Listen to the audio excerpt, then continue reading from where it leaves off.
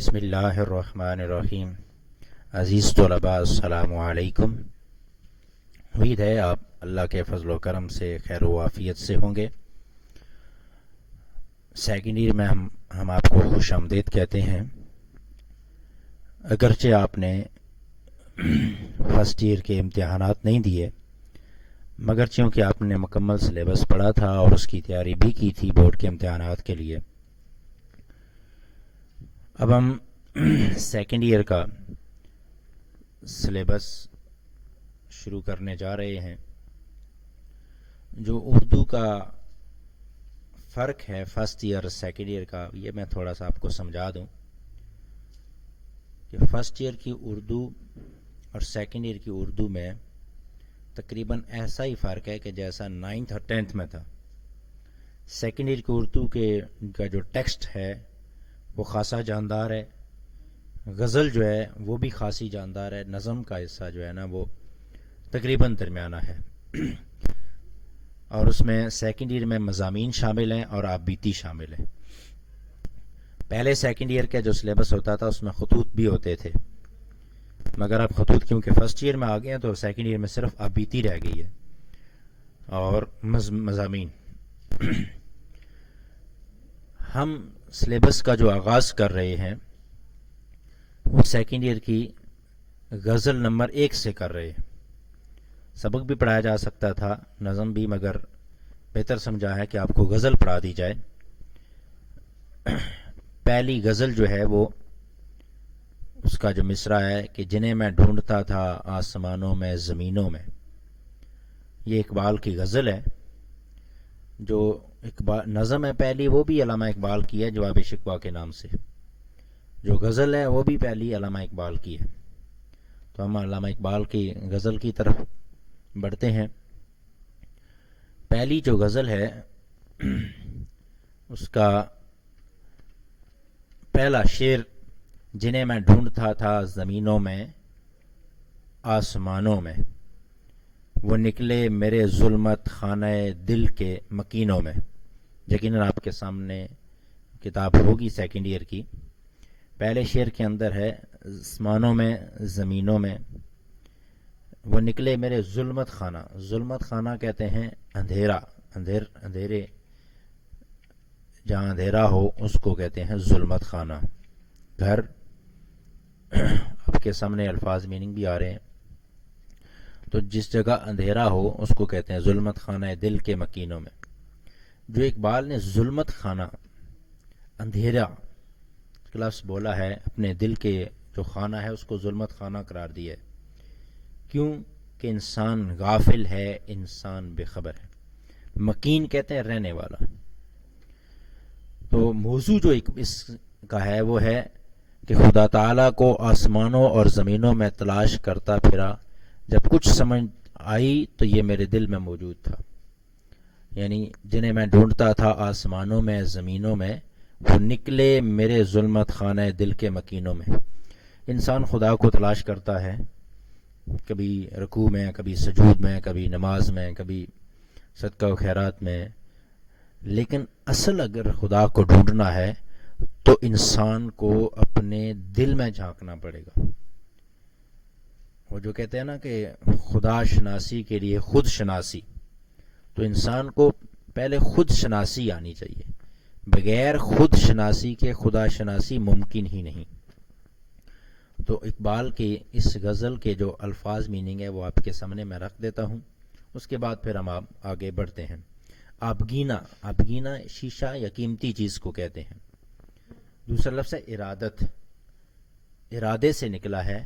عقیدت، اسی سے لفظ نکلا ہے مرید۔ جب آپ کسی کے مرید ہوتے ہیں تو آپ اسے عقیدت رکھتے ہیں۔ خرقہ پوش، درویشانہ فقیری لباس، جو فقیر ایک لباس پہن لیتا ہے، گدڑی پہن لیتا ہے، اس کو خرقہ پوش کہتے ہیں۔ سفینہ، کشتی۔ شمع کشتہ، بجھی ہوئی شمع، کشتہ جس کو سرقلم کر دیا جائے، شمع تو بجھی ہوئی شمع۔ ظلمت خانہ، اندھیرا گھر، لفظ آ گیا آپ کے سامنے پہلے شعر کا۔ ظلمت خانہ، اندھیرا گھر۔ کرینہ، طریقہ، یہ کہتے ہیں کہ آپ کو کام کرنے کا کرینہ نہیں ہے، مطلب طریقہ نہیں ہے، سلیقہ نہیں ہے۔ مخمل کجاوا اونٹ کے اوپر جو پالکی رکھی جاتی ہے جس کے اوپر بندہ بیٹھتا ہے اور اس کو کجاوا کہتے ہیں. محمل اس کو فارسی کا اصل بیسیکلی یہ فارسی کا لفظ ہے. اگر لفظ مکین رہنے والا. میں شراب کو کہتے ہیں, میں خانہ شراب خانہ. نا خدا ملاح کو بولتے ہیں. ملاح کسے کہتے ہیں؟ کشتی چلانے, کشتی بان, کشتی چلانے والا جو ہوتا ہے اس کو ملاح بولتے ہیں. نفس سانس. نکتہ چین تنقید کرنے والا. ید بیضا روشن اور چمکدار ہاتھ. یہ ایک پوری تلبیہ ہے کہ ید بیضا لیے بیٹھے اپنی آستینوں میں. آگے یہ بات آئے گی.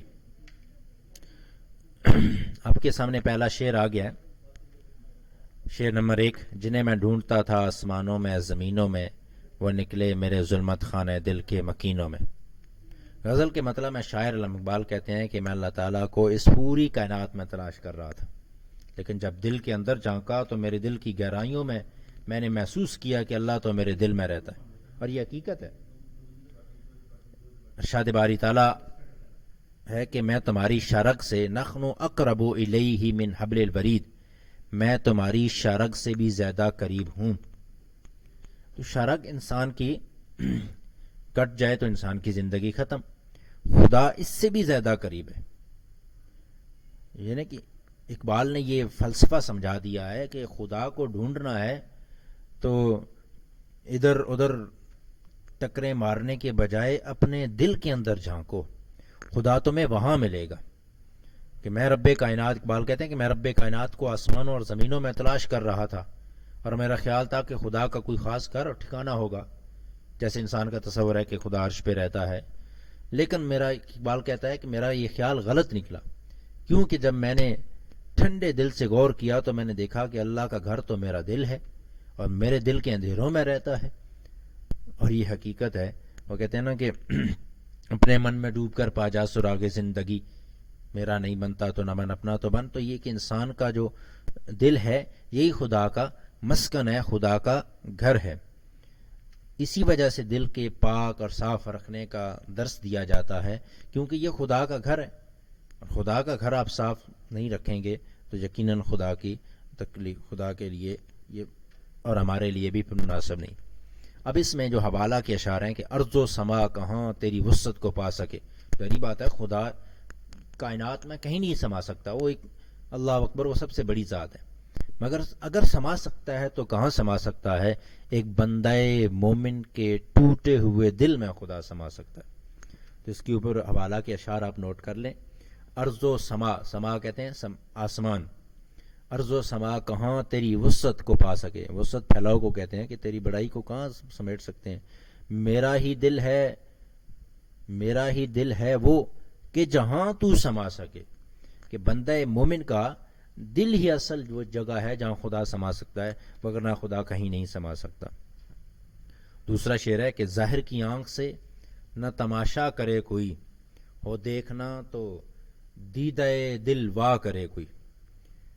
تماشا دیکھنا کہ ظاہر کی آنکھ سے مت دیکھے, ظاہر کی آنکھ سے آپ کو صرف تماشا نظر آئے گا. حقیقت دیکھنی ہے تو پھر دل کی آنکھ, دیدہ دل, دیدہ کہتے ہیں آنکھ, دل, دیدہ دل, دل کی آنکھ. وہ دیکھنا تو وہ جو ہے آپ پڑھ کے آئے ہیں 9th میں کہ چشم دل, دل کی آنکھ سے دیکھنے کی بات جو میر تقی میر نے کی ہے کہ یہ دنیا جو ہے نا وہ ایک تماشا ہے, اور حقیقت جو ہے نا وہ چشم دل سے آخرت کے بارے میں غور و فکر کرو. تو اقبال نے اس شعر میں ہمیں یہ پیغام دیا ہے کہ, اور یہ فلسفہ سمجھا دیا ہے کہ خدا کو اگر ڈھونڈنا ہے تو اپنے دلوں کے اندر غور کرو, اپنے دلوں کی پاکیزگی لاؤ, اپنے دلوں کو صاف ستھرا کرو. اور جب دل آپ کا پاک صاف ستھرا ہو جائے گا, آپ کا اپنے دل پر توجہ ہوگی, تو پھر آپ کو خدا کا قرب اور خدا کی جو ہے نا وہ خشیت, خدا کی جو ہے نا وہ نسبت میسر آئے گی. ٹھیک ہے. تو عزیز طلبہ یہ پہلا شعر ہے اقبال کا. اب ہم دوسرے شعر کی طرف بڑھتے ہیں. دوسرا شعر ہے کہ کبھی اپنا بھی نظارہ کیا ہے تو نے اے مجنوں, کہ لیلا کی طرح تو خود بھی ہے مخمل نشینوں میں. مخمل نشین, کجاوے میں بیٹھنے والا.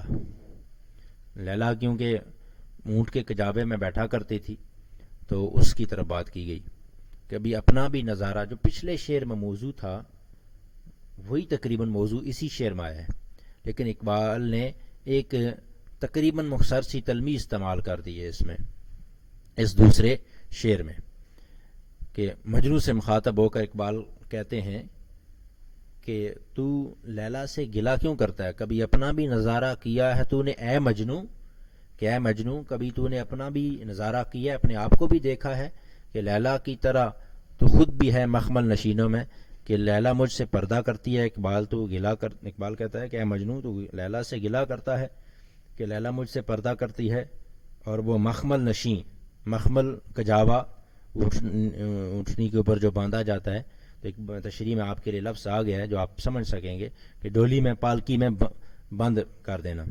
تو کہتے ہیں ڈولی میں بیٹھی ہے، تمہارا یہ گلا درست نہیں، کیونکہ تم خود بھی آباد بستیوں سے دور سیروں میں تنہا بھٹکتے پھرتے ہو اور کسی کو اپنی صورت نہیں دکھاتے. یہ شعر ان لوگوں کے لیے بھی ہے جو تنہائی میں بیٹھ کر اللہ کی عبادت کرتے ہیں اور خدا کے عشق کا دعویٰ کرتے ہیں، مخلوق خدا سے میل جول نہیں رکھتے. اس کو یہ جو مخلوق خدا سے میل جول نہ رکھنا اور صرف کنارہ کشی اختیار کر لینا، اس کو اسلام میں رہبانیت کہتے ہیں، اور اسلام کا اصول ہے حضور کی حدیث سے لا رہبانیت فی الاسلام، اسلام میں رہبانیت نہیں ہے، کیونکہ خود شناسی کے بعد ہی انسان ہر چیز کی پہچان کر سکتا ہے. اپنے دل کی دنیا میں غوطہ زن ہو کر ہی انسان خود ہی سے واقف ہو جاتا ہے، جس کے بعد اس پر زندگی کے تمام راز کھل جاتے ہیں. تو اقبال مجنوں سے مخاطب ہے، مجنوں ایک لیلا کا گلا کر رہا ہے، مگر اقبال مجنوں سے گلا کر رہا ہے کہ اے مجنوں تیرا گلا نہیں بنتا، تجھے پہلے اپنے اوپر غور و فکر کرنا چاہیے، اپنا نظارہ تو کرنا چاہیے. جب تو اپنے نظارے سے تجھے فرصت ملے تو پھر تو لیلا کے نظارے کی بات کر، لیکن تجھے اپنے نظارے سے پہلے فرصت ہی نہیں ہے. تو اپنے آپ کو تو پہچان لے، پھر لیلا کو پہچاننے کی کوشش کرنا.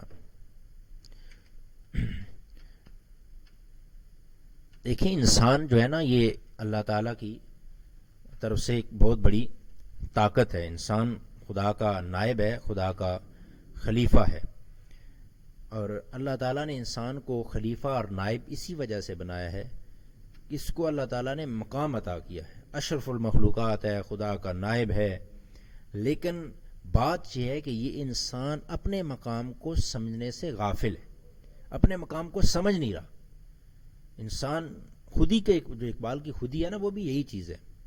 خودی یہ ہے کہ اپنے آپ کو بالکل جو ہے نا وہ سب کچھ نہ سمجھ لے، اور اپنے آپ کو کچھ بھی نہ سمجھنا یہ بھی نہیں ہے، یعنی سب کچھ بھی نہ سمجھے، اور یہ نہ کہ کچھ ایک جو اللہ تعالیٰ نے انسان کو مقام اور مرتبہ دیا ہے اس سے انسان واقف ہو کہ میں اشرف مخلوقات ہوں، میں خدا کا جو ہے نا وہ نائب ہوں، خدا کا خلیفہ ہوں، میرے ہی جیسے انسان کے اوپر اللہ تعالیٰ نے قرآن پاک کا نزول فرمایا ہے. تو یہ چیز ہے. تو اس اشعار کی تشریح میں اب حوالہ کے طور پر آپ شعر لکھ سکتے ہیں، تو راز کن فقاں ہو جا، اپنی آنکھوں پر آیاں ہو جا. یہ کن، یہ جو آپ 9th میں 10th میں بھی پڑھ کے آئے ہیں، ہم جو پہلی تھی اس میں یہ لفظ آیا تھا. تو راز کن کا مطلب ہے ہو جا. تو اللہ تعالیٰ نے جب یہ کائنات بنانے کا ارادہ کیا تو اس نے کن کہا، فیکون، اور ساری کائنات ہو گئی. تو اللہ تعالیٰ نے یہ جب کن کہا تھا تو اس میں سب سے پہلے جس چیز کو تخلیق کیا گیا تھا وہ ایک انسان کی روح کو تھا. تو راز کن فقاں ہو جا، اپنی آنکھوں پر عیاں ہو جا. عیاں ہو جانا، واضح ہو جانا. اپنی آنکھوں پر عیاں ہونے سے مراد یہ ہے کہ انسان اپنے آپ کو سمجھ لے.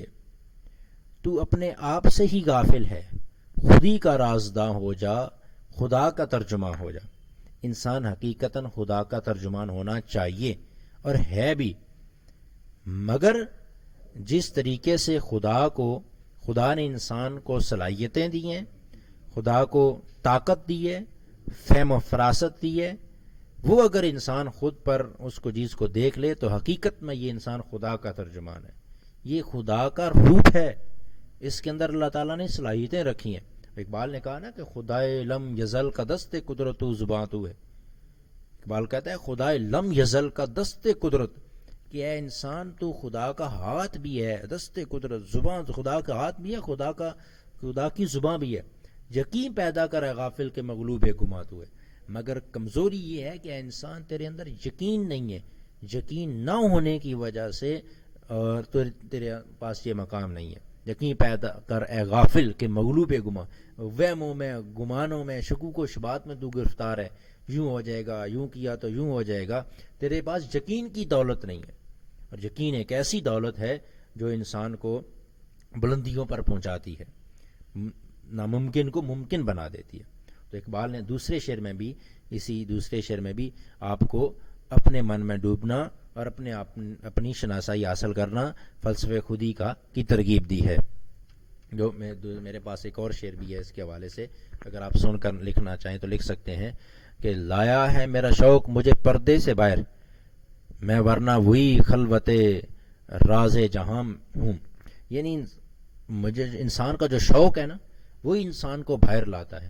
تو اقبال نے اس شعر میں اپنے اوپر غور کرنے کی جستجو کا پیغام دیا ہے کہ اپنے اوپر غور و فکر کرو، اپنی جو ہے نا وہ حقیقت سے واقف ہو جاؤ۔ تو عزیز طلباء، یہ دو اشعار تھے۔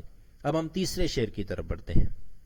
تیسرا شعر ہے، مہینے وصل کے گھڑیوں کی صورت اڑتے جاتے ہیں، مگر گھڑیاں جدائی کی گزرتی ہیں مہینوں میں۔ غزل جو ہوتی ہے اس کا خاصہ یہ ہے کہ ہر شعر کا موضوع دوسرے شعر سے مختلف ہوتا ہے۔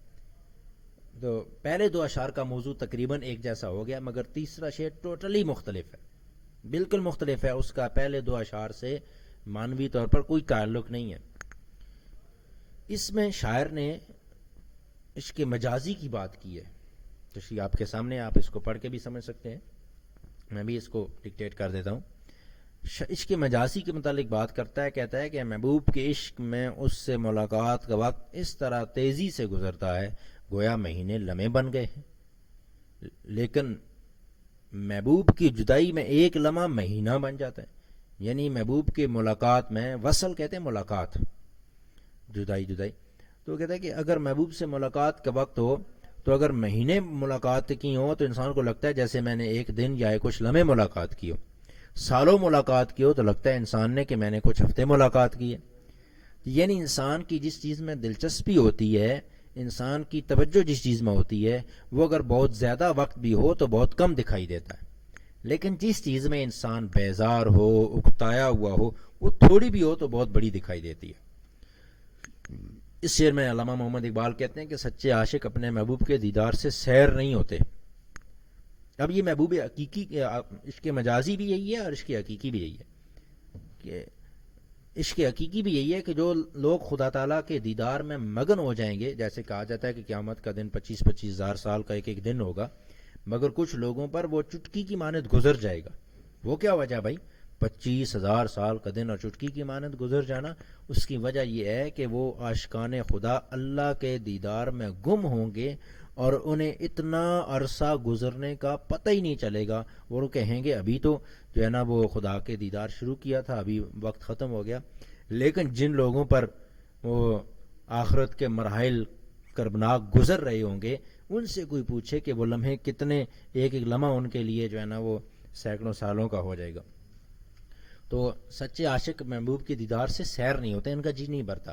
محبوب کے دیدار کے دوران مہینے بھی گزر جائیں تو ان کے لیے ایک گھڑی سے زیادہ نہیں ہوتے، جبکہ اپنے محبوب سے جدائی کی ایک گھڑی اسے مہینوں سے زیادہ طویل لگتی ہے۔ سادہ سی مثال ہے، ٹھیک ہے، کہ آپ کا جو ہے نا وہ ایک ماں ہے، اس کو اپنے بیٹے سے محبت ہوتی ہے، بیٹا چھٹی گھر آ جاتا ہے تو وہ 2-3 مہینے رہتا ہے، تو ایسے ماں کو محسوس ہوتا ہے جیسے کل بچہ آیا تھا اور آج واپس جا رہا ہے، کیونکہ اب ماں خوش ہے اور خوشی کے لمحات بڑی تیزی سے گزرتے ہیں۔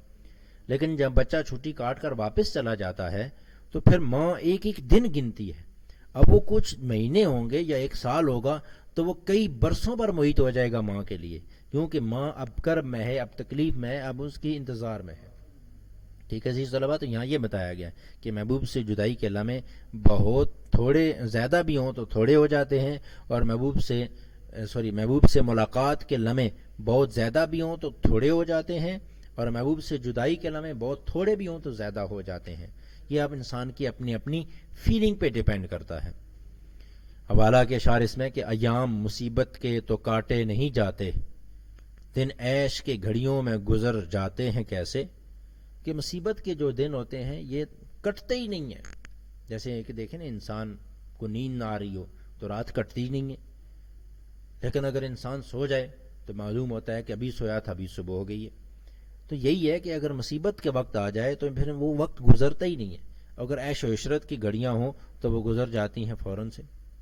دوسرا شعر ہے اس کے ساتھ حوالہ کا، وصل کا دن اور اتنا مختصر، یعنی ملاقات کا دن اور اتنا مختصر، دن گزر جاتے تھے اس دن کے لیے، کہ کتنے دن ہم نے اس دن کے لیے گزارے اور یہی دن آیا اور گزر گیا پلک جھپکنے میں. تو یہ ان شاعر نے ایک عشق مجازی کی اور عشق حقیقی کی جو کیفیات ہیں اس کو آپ کے سامنے بیان کیا. وصل کی رات مختصر ہے بہت اور جدائی کا دن ارے توبہ. اب آپ کے سامنے چوتھا شعر ہے، مجھے روکے گا تو اے نا خدا کیا غرق ہونے سے، کہ جن کو ڈوبنا ہو ڈوب جاتے ہیں سفینوں میں. مجھے روکے گا تو اے نا خدا، نا خدا سے مراد ملا یعنی کشتی چلانے والا. کشتی ملت کا نا خدا بھی کہا جا سکتا ہے جیسے. تو نا خدا ملا جو کشتی چلاتا ہے، کشتی بان. ملا ملا نہیں پڑھتا اس کو، ملا وہ ہوتا ہے جو مسجد کا امام ہوتا ہے، یہ ملاح کا لفظ ہے. باد بان بھی اس کو بولتے ہیں تو فارسی میں. اب یہاں جو بات ہے کہ میں دوبارہ پڑھ دیتا ہوں اس کو تاکہ آپ کو سمجھنے میں تھوڑی سی آسانی ہے. مجھے روکے گا تو اے نا خدا کیا غرق ہونے سے، کہ جن کو ڈوبنا ہو ڈوب جاتے ہیں سفینوں میں. کہ ضروری نہیں کہ انسان کشتی سے باہر گرے تو سمندر میں ڈوبے، کشتی میں بیٹھے بیٹھے بھی وہ سمندر میں ڈوب سکتا ہے. یعنی انسان کی تقدیر میں جو لکھا ہوا ہے وہ اس کے لیے ہو کر رہنا ہے. یہاں فلسفہ تقدیر ڈسکس کیا گیا ہے کہ جس کا مقدر ہو اسے کوئی دوسرا پھر جو ہے نا وہ تباہی جس کے لیے مقدر ہو جائے پھر اس کو کوئی دوسرا کیسے بچا سکتا ہے. یعنی جو شخص اپنے وجود کو سمندر میں غرق کر دینے کا ارادہ کر لے اسے نا خدا کی حمایت اور ہمدردی بھی ڈبونے سے نہیں بچا سکتی. ڈوبنے سے بچنا اس کا مقدر ہو جاتا ہے. جو اپنے آپ کو ڈوبنے سے بچانے کی تدبیر کرے، اگر کوئی شخص دنیا کے وسیع اور اس سمندر میں اپنے آپ کو بچانے کی کوئی تدبیر نہ کرے، وہ کشتی بان کی کوشش کے باوجود سفینے کے اندر بیٹھے بیٹھے بھی ڈوب جاتا ہے. فارسی کے ضرب المثل مشہور ہے کہ خود کردہ را علاج نیست، یعنی جو بیماری بندہ خود پیدا کرے اس کا علاج کسی طبیب کے پاس نہیں ہوتا. تو اقبال فلسفہ تقدیر کے ساتھ ساتھ انسان کو اس شعر میں کوشش کا بھی پیغام دیتا ہے کہ ہاتھ پر ہاتھ دھرے بیٹھے رہیں اور نیت باندھ لینے سے کچھ نہیں ہوگا. لیس الانسان الا ما سعی، انسان کے لیے وہی کچھ ہے جس کے لیے اس نے کوشش کی. تو ہر انسان کی تقدیر اللہ تعالیٰ لکھتا ہے، اس لیے انسان کی قسمت میں اللہ تعالیٰ نے جو لکھ دیا اسے وہی ملتا ہے، یا اسے انہی حالات کا سامنا کرنا پڑتا ہے جس طرح اللہ تعالیٰ نے اس کے لیے لکھ دیا. اے سمندر میں اسے سمندر میں کشتی چلانے والے ملا، اے سمندر میں کشتی چلانے والے ملا تو مجھے ڈوبنے سے نہیں بچا سکتا، کہ جن لوگوں کے مقدر میں ڈوبنا اور سمندر میں غرق ہونا لکھا ہے اس کو ڈوبنے سے تمہاری کشتی نہیں بچا سکتی. وہ کشتی سمیت ڈوبیں گے اور بچیں گے نہیں، اس لیے تمہاری یہ کوشش بے سود ہوگی. انسان کتنی ہی کوشش کیوں نہ کرے اسے وہی ملتا ہے جو تقدیر میں لکھا جا چکا. یہ اس کا ایک پہلو ہے. مگر اس کا دوسرا جو پہلو ہے اقبال جس کی طرف زیادہ متوجہ ہونا چاہتے ہیں یا ہمیں بتانا چاہتے ہیں کہ انسان جب تک خود ایک انسان ہے نا، ایک استاد طالب علم کو پڑھاتا رہتا ہے، سمجھاتا رہتا ہے، پڑھاتا رہتا ہے، مگر اس پر اثر نہیں ہوتا. وجہ کیا ہے اس پر اثر نہ ہونے کی؟ وجہ یہی ہے کہ اس طالب علم نے اپنے اندر پڑھنے کی جستجو ہی نہیں کی، اس نے سیکھنے کی نیت ہی نہیں باندھی، اس نے کوشش ہی نہیں کی. آپ کے فرسٹ ایئر کا پہلا چیپٹر تھا سر سید احمد خان کا، اپنی مدد آپ. یہ انسان کے لیے وہی کچھ ہے یہ کہ ان اللہ لا یغیر ما بقوم حتی یغیر ما بانفسہم، کہ اللہ تعالیٰ اس قوم کی حالت نہیں بدلتا، نہ وہ خیال جس کو اپنی حالت آپ بدلنے کا. جس نے ارادہ کر لیا ہے کہ میں نے ڈوبنا ہی ڈوبنا ہے، اب کشتی کا ناخدا اسے نہیں بچا سکتا، وہ کشتی سمیت بھی ڈوب جائے گا. اقبال بھی یہاں یہی کہتے ہیں کہ اے لوگو، جب تک تم خود کوشش نہیں کرو گے، اپنے اندر چراغے محبت نہیں پیدا کرو گے، تمہیں اس کے اثرات نہیں ملیں گے. اس لیے انسان کو جو ہے نا وہ اپنی مدد اپنے آپ کو خود بیدار کرنا. یہ جو موٹیویشن ہوتی ہے، یہ جو انسان کے اندر ایک چیز پیدا کر دی جاتی ہے، جذبہ پیدا کر، یہ وہی چیز ہے جیسے آپ دیکھتے ہیں کہ نیوٹن اس کو وہ اگر جو ٹیچر نے اس کے لیے جملہ لکھ دیا تھا اگر وہ اس کو بتا دیا جاتا تو وہ بالکل اتنا بڑا سائنسدان نہ بنتا، مگر وجہ کیا تھی کہ ماں نے اس کو بتایا کہ ٹیچر نے یہ لکھا ہے کہ تم بہت ذہین ہو. اب اس کے اندر ایک اعتماد پیدا ہو گیا، اس نے کہا کہ میں ذہین ہوں، میں کچھ کر سکتا ہوں. تو انسان کے اندر جب یہ پیدا چیز ہو جاتی ہے کہ میں کچھ کر سکتا ہوں تو پھر یقیناً اللہ تعالیٰ اس کے لیے راستے بھی ہموار کر دیتا ہے. پھر بات آ جاتی ہے یقین، اس کے اندر یقین آ جاتا ہے. اس کے ساتھ حوالہ کے اشعار: غلامی میں نہ کام آتی ہیں شمشیریں نہ تدبیریں، جو ہو ذوق یقین پیدا تو کٹ جاتی ہیں زنجیریں. کہ غلامی ہے، غلامی میں تلواریں بھی کام نہیں آتی ہیں، اور تدبیر سوچ بچار پلاننگ، کہ تلواریں بھی کام نہیں آئیں گی، آپ کو سوچ بچار بھی کام نہیں آئے گی جب تک کہ آپ کا ذہن غلامی کے شکنجے میں جکڑا ہوا ہے. جب غلامی کے شکنجے میں ہو تو پھر آپ یقین بھی نہیں ہوتا. جو ہو ذوق یقین پیدا تو کٹ جاتی ہیں زنجیریں، جب انسان کے پاس یقین آتا ہے تو پھر زنجیریں بھی کٹ جاتی ہیں. یہاں تھوڑی سی پرنٹنگ میں مسٹیک ہے، یہ تدبیریں نہیں ہیں لفظ، یہ زنجیریں ہیں. یہ تھوڑا سا آپ چینج کر لیں. جو ہو ذوقی یقین پیدا تو کٹ جاتی ہیں زنجیریں، یہ تھوڑی سی مسٹیک ہوئی ہے، تو آپ تدبیریں کو زنجیریں کر لیں. دوسرا شعر ہے: چلنے والے نکل گئے ہیں جو ٹھہرے ذرا کچل گئے ہیں. جو چلتا ہے انتہا اسی کی ہوتی ہے جس نے ابتدا کی ہے. حسرت کا شعر ہے نا کہ پہنچ جائیں گے انتہا کو بھی حسرت، جب اس راہ کی ابتدا ہو گئی ہے. ابتدا ہی نہیں کی، انیشیٹو لیا ہی نہیں ہے، بڑے ہی نہیں ہے، سٹینڈ ہی نہیں لیا، تو آگے پھر انتہا کو کیسے پہنچیں گے. تو اقبال نے بھی یہ کہا: چلنے والے نکل گئے جو ٹھہرے ذرا کچل گئے. تو ٹھہرنا نہیں ہے، حرکت میں برکت ہے. پانچواں شعر آپ کے سامنے: جلا سکتی ہے شمع کشتہ کو موج نفس ان کی، الہی کیا چھپا ہوتا ہے اہل دل کے سینوں میں. شمع کشتہ بجھی ہوئی شمع، جلا سکتی ہے شمع کشتہ کو موج نفس، سانس پھونک، یعنی آپ موج نفس کو پھونک کہہ لیں. اب بظاہر اس کا ترجمہ کروں کو تو آپ کو ایک ایسی ترجمے میں چیز نظر آئے گی، آپ کہیں گے کہ یہ ممکن ہی نہیں سائنسی اعتبار سے. اقبال کہتا ہے کہ لوگوں کی پھونکیں بجھی ہوئی شمع کو جلا سکتی ہیں، اہل دلوں کے سینوں میں وہ چیز چھپی ہوتی ہے کہ وہ اپنی پھونکوں سے بجھے ہوئی شمع کو جلا سکتے ہیں. عموماً تو یہ ہوتا ہے نا کہ شمع جل رہی ہے، آپ اس کو پھونک مار کے بجھا سکتے ہیں، لیکن اقبال نے اس کے برعکس بات کی ہے. کہتا ہے کہ جو اہل دل ہیں ان کے سینوں میں اللہ تعالیٰ نے اتنی قوت اور اتنی طاقت رکھی ہوئی ہے کہ وہ اگر بجھی ہوئی شمع کو پھونک ماریں تو ان کے پھونک میں اتنی طاقت ہے کہ اس سے شمع جل پڑے گی. اب اس میں ماجرا کیا ہے جی؟ یہ اللہ تعالیٰ کے نیک اور پاکباز بندوں کی طرف اشارہ ہے.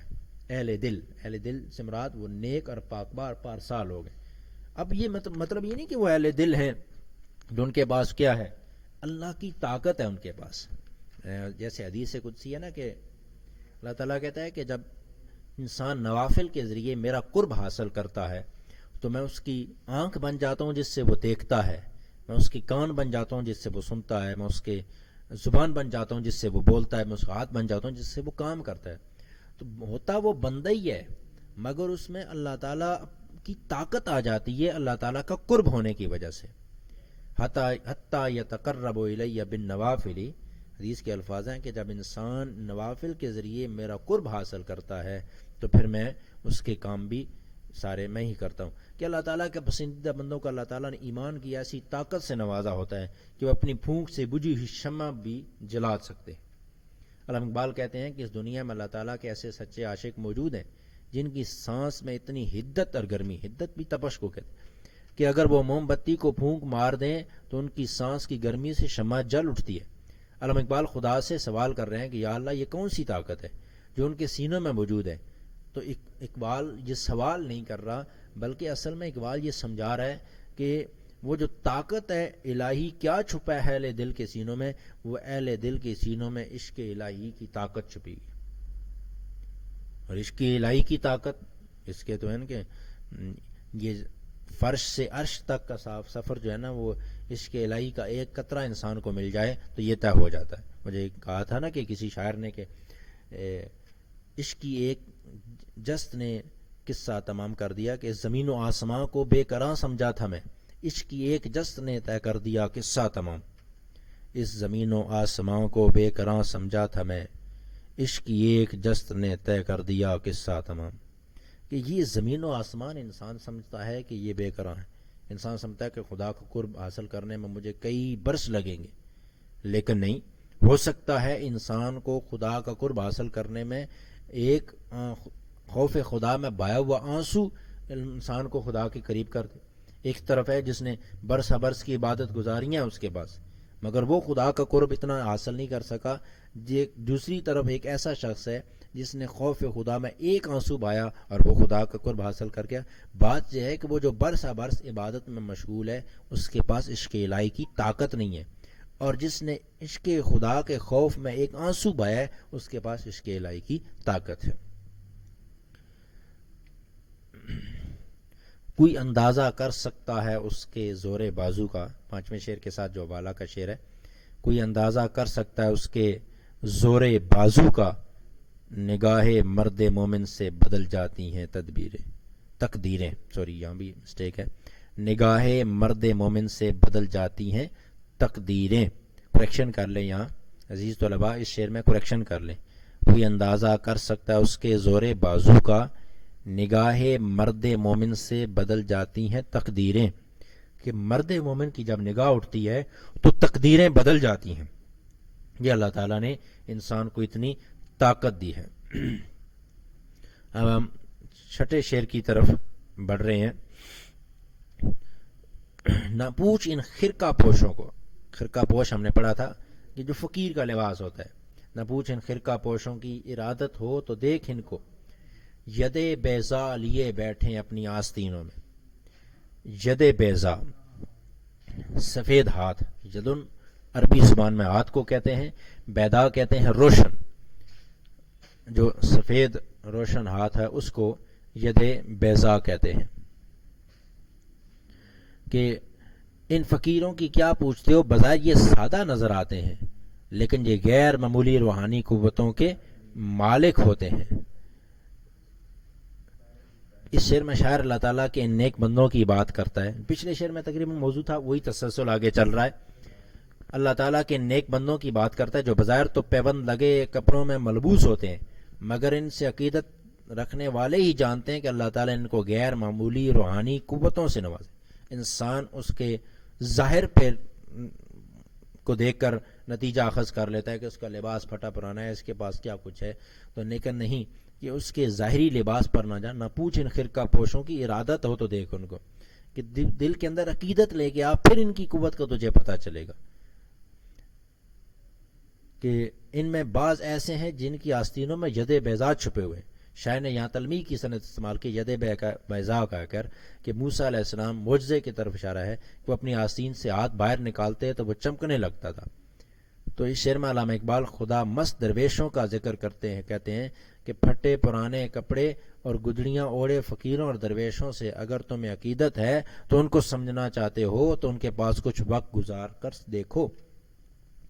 جیسے عربی کا ہے نا کہ صحبت صالح صالح کو ند, اور صحبت طالع طالع, اچھوں کی صحبت اچھا بناتی ہے اور بروں کی صحبت برا بناتی ہے. قرآن بھی کہتا ہے یا ایھا الذین آمنوا اتقوا اللہ یا ایھا الذین آمنوا کونوا مع الصادقین, کہ اے ایمان والو سچوں کے ساتھ ہو جاؤ.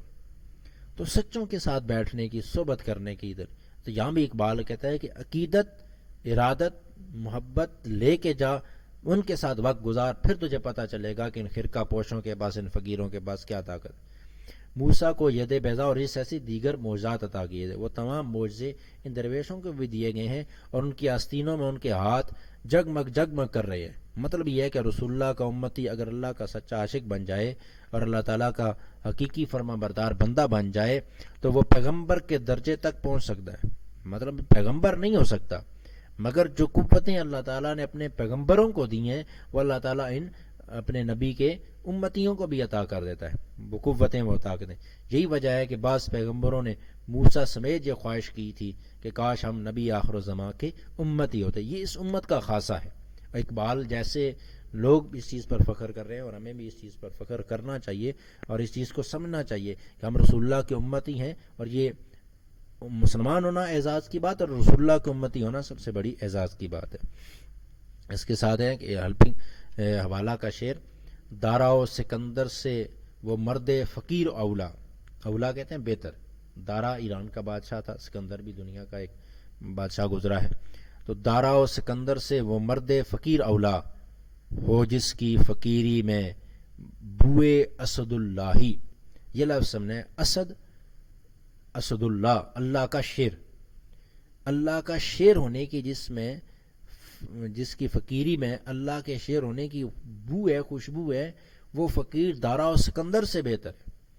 کیونکہ دارا و سکندر کے پاس وہ قوت، وہ طاقت نہیں ہے.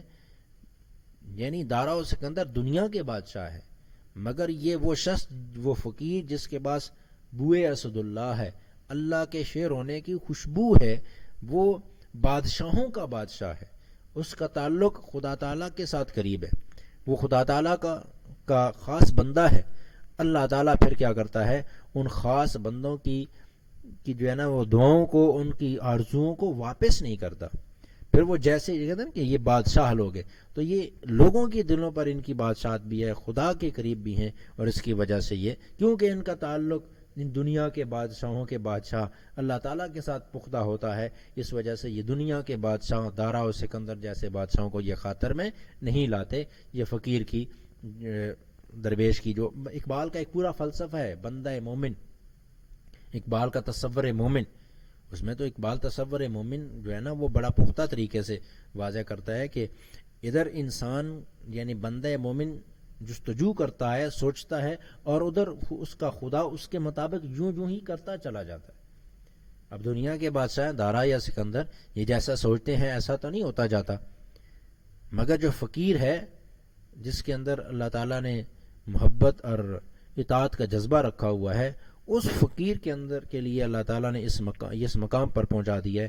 ادھر وہ فقیر ارادہ کرتا ہے، ادھر اس کا خدا اس کے مطابق ہی یہ چیز کرتا جاتا ہے. 7واں شعر آپ کے سامنے، محبت کے لیے دل ڈھونڈ کوئی ٹوٹنے والا. محبت کے لیے دل ڈھونڈ کوئی ٹوٹنے والا، یہ وہ میں ہے جسے رکھتے ہیں نازک آبگینوں میں. یعنی محبت کے لیے ٹوٹا ہوا دل چاہیے. ٹوٹے ہوئے سے مراد یہاں شکستہ ہونا، یعنی کہتے ہیں نا کہ ایک انسان کا دل ہے جو ٹوٹا ہوا نہیں ہے، ایک انسان کا دل ہے جو ٹوٹا ہوا ہے، تو وہ انسان زیادہ قیمتی ہے جس کا دل ٹوٹا ہوا ہے. یہ وہ میں یعنی وہ شراب ہے جسے رکھتے ہیں نازک آبگینوں میں. اقبال نے شعر میں محبت کے جذبے کو میں یعنی شراب کا ہے. اقبال کی ساری شاعری میں میں سے مراد اللہ تعالیٰ کی محبت، اللہ تعالیٰ کی معرفت. اور اس کی وجہ یہی ہے کہ محبت کا نشہ بھی شراب کے نشے کی طرح ہوتا ہے. عشق و محبت ایک ایسا جذبہ ہے جو کسی سخت دل میں نہیں سما سکتا. اس کے لیے ایسے نرم دل کی ضرورت ہے جو آئینے کی طرح نازک اور ٹوٹنے والا ہو، کیونکہ عشق کی مثال شراب کی سی ہے. عشق میں بھی نشہ اور شراب میں بھی نشہ ہوتا ہے. عاشق میں بھی اپنے حال میں مست ہوتا ہے اور شرابی بھی. چونکہ شراب کو لوگ شیشے کے نازک برتنوں میں سنبھال کے رکھتے ہیں، اس لیے عشق کی حفاظت کے لیے بھی نرم و نازک دل کی ضرورت ہے. سنگ دل شخص کے دل میں عشق نہیں آ سکتا. دیکھیں نا کہ جیسے پہلے شعر میں ہم نے پڑھا تھا کہ بندے انسان اگر تم نے خدا کو ڈھونڈنا ہے تو ایک بندے مومن کے ٹوٹے ہوئے دل میں، بندے مومن کے دل میں، بندے مومن کے ٹوٹے ہوئے دل میں. یعنی کہ محبت کے لیے کچھ خاص دل مخصوص ہوتے ہیں. یہ وہ نغمہ ہے جو ہر ساز میں گایا نہیں جاتا. اور اس کے اوپر جو شعر میں بول رہا ہوں یہ ضرور آپ لوگ لکھ لیں کہ تو نہ بچا کے تو رکھ اسے، تیرا آئینہ ہے وہ آئینہ. نہ بچا کے تو رکھ اسے، تیرا آئینہ ہے وہ آئینہ، جو شکستہ ہو تو عزیز تر ہے نگاہ آئینہ ساز میں. کہ اقبال کہتا ہے، یہ بھی اقبال کا شعر ہے جو میں نے آپ ہیلپنگ کے طور پر پڑھا ہے، کہ اقبال کہتا ہے اے انسان یہ جو تیرا دل ہے نا اسے تو بچا کے نہ رکھ، اس کو توڑ. ویسے تو انسان شیشہ ہے نا، اس کو توڑنے سے بچاتا ہے تاکہ کام آ جائے، ٹوٹ گیا تو کسی کام کا نہیں. لیکن یہ دل کا معاملہ برعکس ہے. یہ جتنا ٹوٹے گا اتنا زیادہ کام والا ہوگا. کہ شکستہ ہو تو عزیز تر ہے نگاہ آئینہ، جتنا زیادہ ٹوٹے گا اتنا ہی نگاہ آئینہ ساز، آئینہ بنانے والے کی نگاہ. تو آئینہ یہ دل بنانے والا کون ہے؟ خدا تعالیٰ ہے. یعنی دنیا کی جیسے دنیا کی نگاہ میں دنیا والا کوئی آئینہ ساز ہے تو اس کے نگاہ میں تو ایک سالم بچا ہوا جو شیشہ ہے اس کی قیمت ہے. مگر خدا کے معاملے میں، خدا کے ہاں اس کا معاملہ برعکس ہے کہ خدا کے ہاں انسان کا دل جتنا زیادہ ٹوٹا ہوگا اتنا ہی زیادہ انسان خدا کا قرب حاصل کرتا ہے.